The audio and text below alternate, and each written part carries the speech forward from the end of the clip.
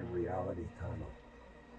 I call it a neurological reality tunnel. Everybody has their own neurological reality tunnel, which is why we misunderstand one another so often and why we misjudge one another so profoundly. Can you describe what a reality tunnel is?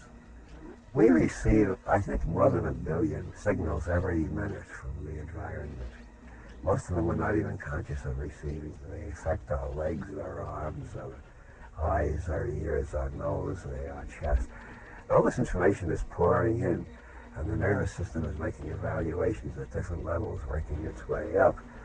One of the classic models is that we got 3 brains, the reptile brain, the mammal brain, and the human brain.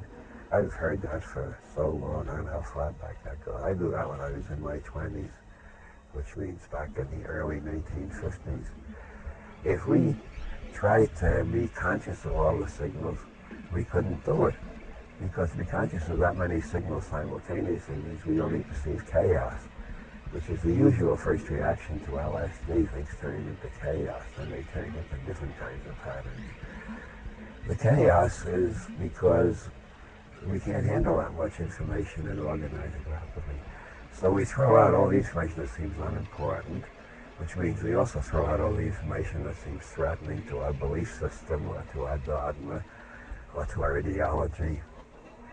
We throw out everything we think can be ignored safely, so we concentrate on the things that seem important. So our brain constructs a model out of all the information coming up from the rest of the nervous system, and we project the model outward and consider it reality. It's not reality, it's our reality tunnel. Everybody else in the same room is constructing a different reality tunnel. About 40 years now, I've been teaching workshops and seminars, first on general semantics, then on neuro-linguistic programming and various other things. But I've done this experiment hundreds of times. I get the whole audience to describe the hall outside the seminar room. I never have had a case yet in hundreds of experiments where 2 people describe the hall exactly the same. The differences are sometimes astonishing.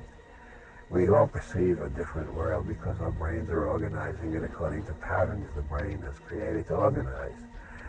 And those patterns seem to be created, at this date it appears they are created, by our genetic programs, by our early imprints, by our subsequent conditioning, by our learning, and by whatever experiments we have done in reprogramming our nervous systems, which involve such things as yoga, psychotherapy, general semantics, neuro-linguistic programming, psychedelic drugs, brain tuning machines.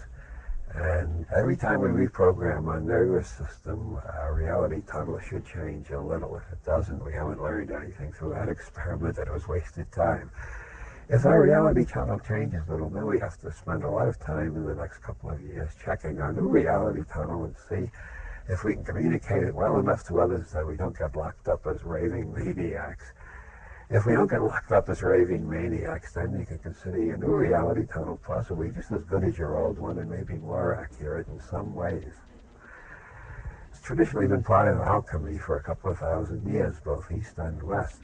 The multiplication of the first matter really means changing your nervous system from inside, what John Lilly calls meta-programming.